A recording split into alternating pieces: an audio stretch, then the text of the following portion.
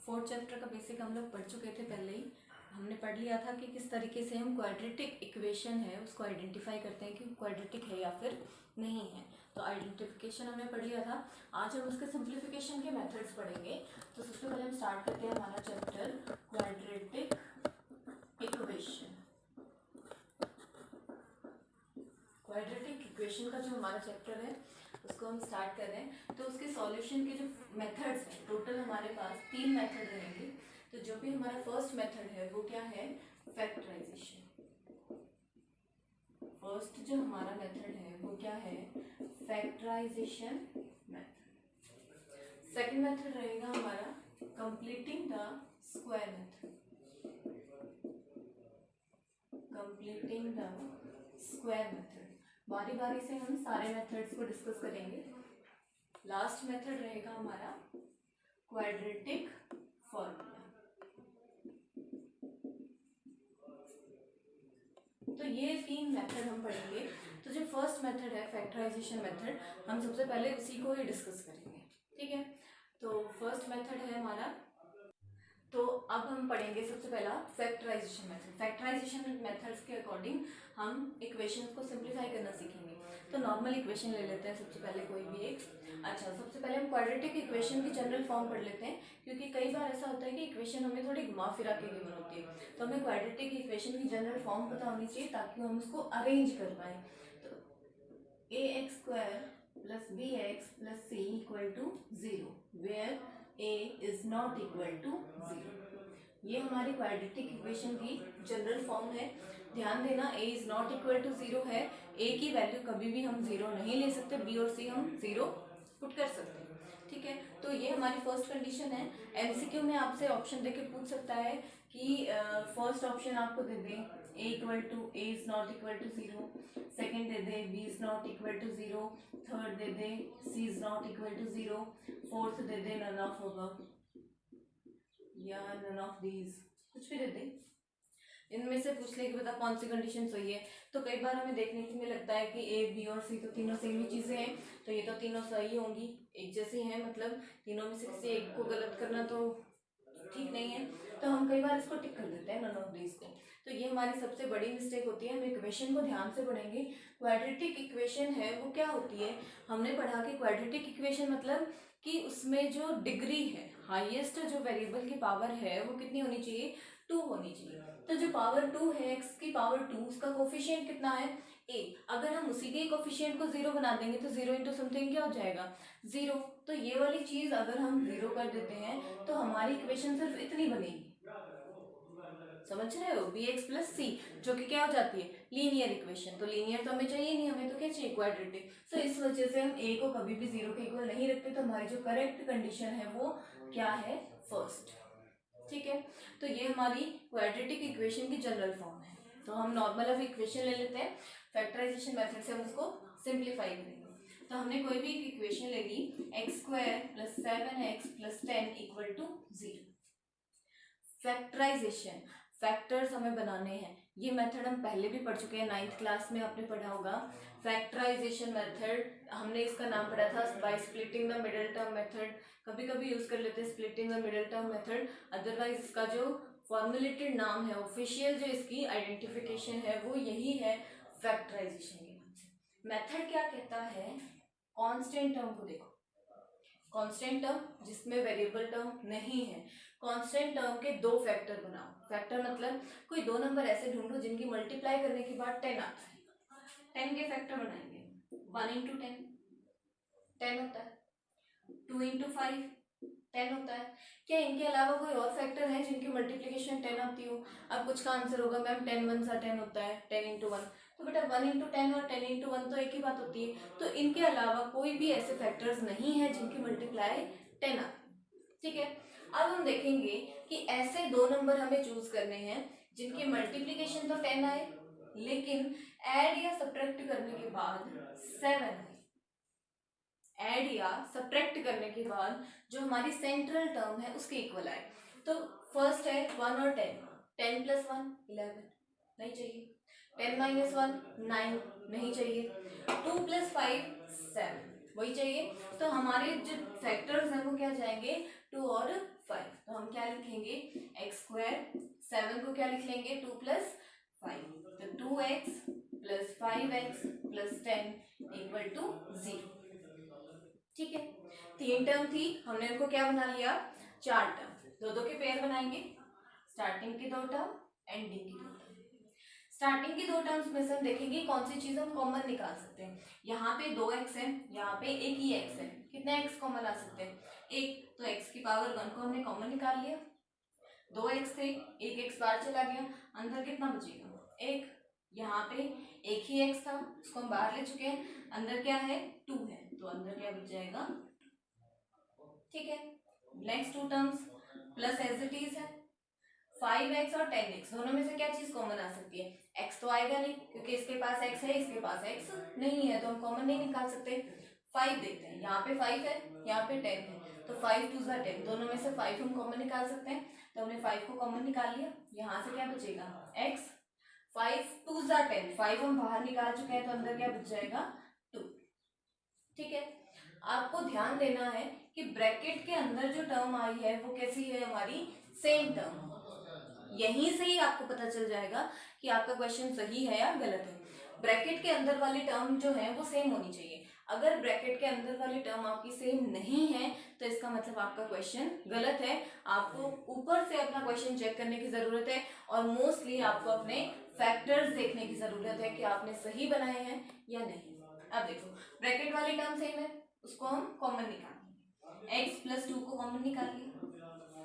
इस पूरी टर्म में से अगर हमारा x प्लस 2 बाहर आ गया तो यहाँ पे कितना बच गया x, ये तो बचेगा ना। सेकेंड टर्म में से अगर x प्लस 2 बाहर चला गया तो क्या बचेगा 5, तो प्लस 5 इक्वल टू 0।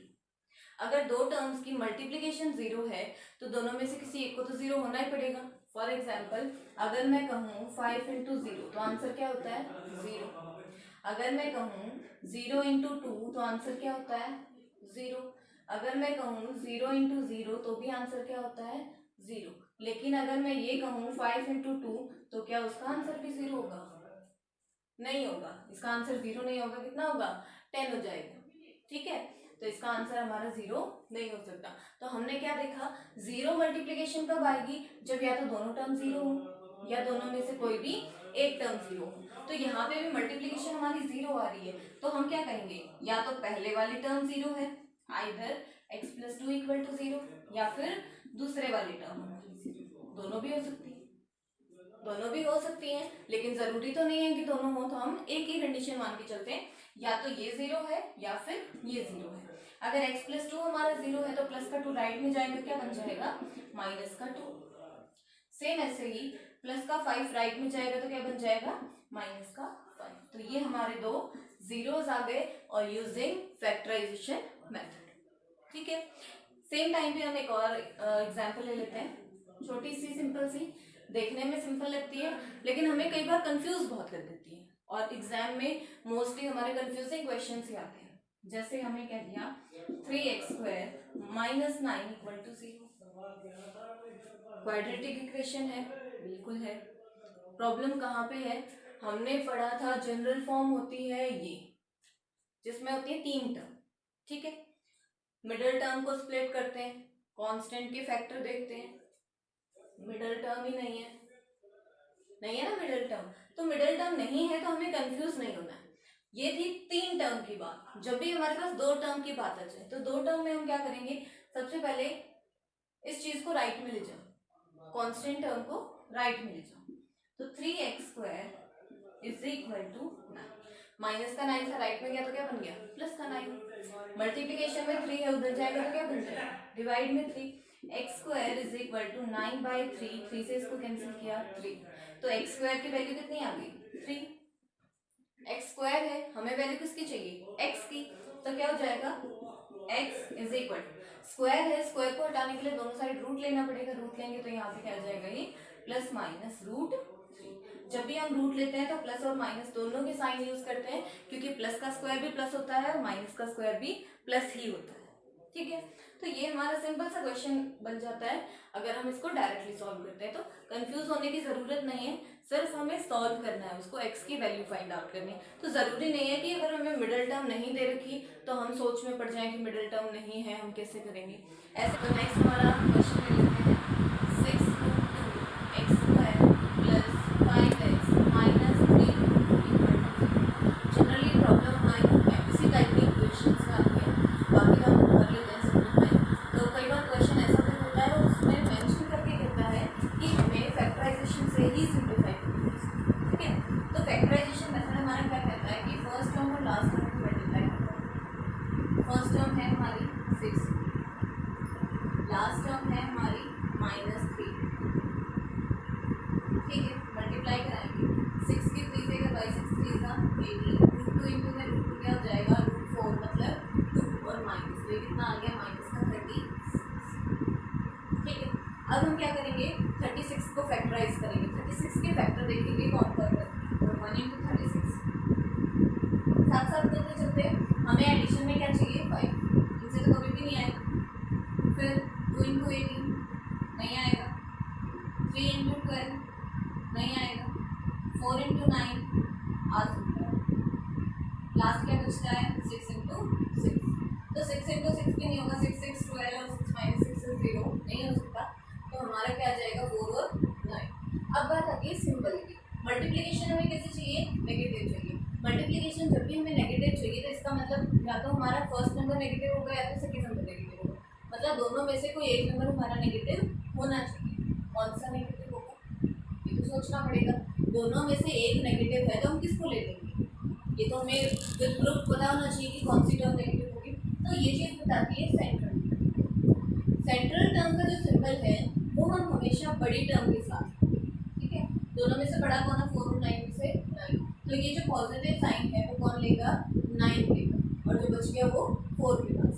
तो क्या आ जाएगा यहाँ से 6√2x² as it is plus 9x minus 4x, plus का साइन 9 के साथ माइनस का साइन 4 के साथ, और -3√2 के ऐसे। ठीक है, अब बात आती है कॉमन निकालने की, इनमें से कुछ कॉमन चाहिए और इनमें से कुछ, तो हम इसको ब्रेक कर देते हैं। ठीक है, इसको हम एज इट इज, चलो इसको भी ब्रेक कर लेते हैं। 6 को क्या हम लिख सकते हैं 3 2 6, √2 को एज इट इज रखना, 9 को लिख सकते हैं 3 3 9, 3 इंटू 3, ऐसे इसको करेंगे। 4 को हम लिख सकते हैं 2 2 4, इसको ऐसे लिख सकते हैं, ये और ज़्यादा ब्रेक नहीं हो सकता। 3 को हम और कुछ नहीं लिख सकते, √2 को भी हम और कुछ नहीं लिख सकते।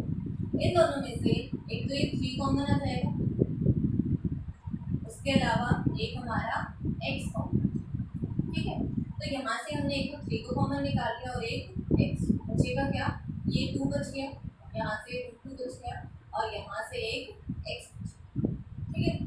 सेम यहाँ से 3 बाहर जा चुका है, x भी जा चुका है, तो क्या बचेगा सिर्फ एक 3 बचेगा। पहले दो टर्म का हिसाब हो गया, आगे चलते हैं इन दो, यहाँ पे 2 और 2 है, यहाँ पे 3 और 2 है, सेम टर्म नहीं है, तो हम क्या करेंगे एक 2 को ब्रेक कर, ये वाला जो 2 है इसको मैं ब्रेक कर लूँ, अगर √2 इंटू में √2 ऐसे हम लिख सकते हैं। अगर मैंने इस चीज़ को ऐसे लिख दिया तो दोनों में √2 तो सेम आ गया, तो एक कॉमन आ जाएगा और एक √2 इसके साथ बचे। तो हमने क्या किया √2 को बाहर निकाल दिया, यहाँ से ये वाला 2 बचेगा, दोनों में से एक को हम बाहर निकाल चुके हैं तो एक √2 बचेगा और यहाँ से एक x बचेगा।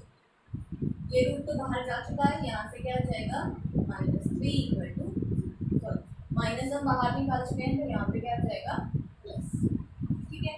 ब्रैकेट के अंदर वाली टर्म दोनों में सेम है हमारी, वो कॉमन आ जाएगी 2√2x प्लस 3 कॉमन, तो यहाँ से क्या बचेगा 3x और यहाँ से क्या बचेगा 2 इक्वल टू 0, ठीक है। यहाँ तक अब क्या करेंगे, दो टर्म की मल्टीप्लिकेशन 0 है, either the first one is 0 और सेकंड वन इज 0, क्या हो जाएगा यहाँ से either 2√2x plus 3 equal to 0 और 3x माइनस √2 इक्वल टू 0, ठीक है। जब ये चीज़ हमारी 0 है तो क्या हो जाएगा, 2√2x इज इक्वल टू -3 हो जाएगा, प्लस का 3 राइट में जाएगा तो minus x is equal to -3/2√, एक टर्म ये आ गई।